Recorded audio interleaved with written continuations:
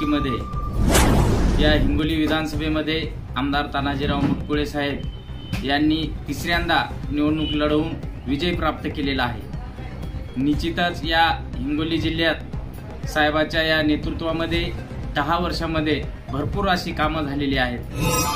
नदीवरले कोल्हापुरी बंधारे असतील, शासकीय इमारती असतील, अजून खेड्यापाड्यातील रस्ते असतील, नाल्या असतील, काही मशानभूम्या झालेल्या आहेत आणि बरेच काही विकास कामं अजून बाकी आहेत। ते आता या पुढच्या 5 वर्षात होणारच आहेत।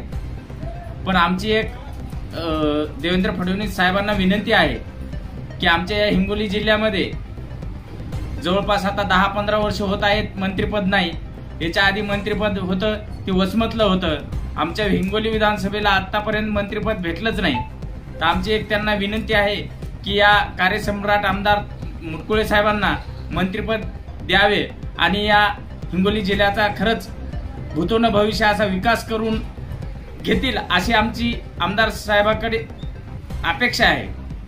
कारण मागच्या 10 वर्षांमध्ये आमदार साहेबांनी जे तळागाळात जाऊन कामं केलेली आहेत तेच कामं जर मंत्रिपद जर भेटलं तर अजून जोरानं कामं होतील आणि आमचा हिंगोली जिल्हा हा सर्वात चांगला जिल्हा आणि सर्वात समोर जाईल अशी आमची अपेक्षा आहे जनतेची।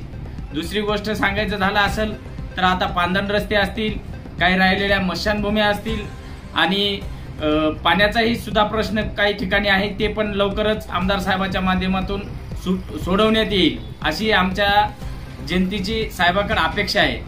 तरी मी देवेंद्र साहेबांना विनंती करतो की साहेब आमच्या हिंगोली जिल्ह्यासाठी आपण एक मंत्रिपद द्यायला पाहिजे आणि द्या, आमची सर्व जनतेची इच्छा आहे।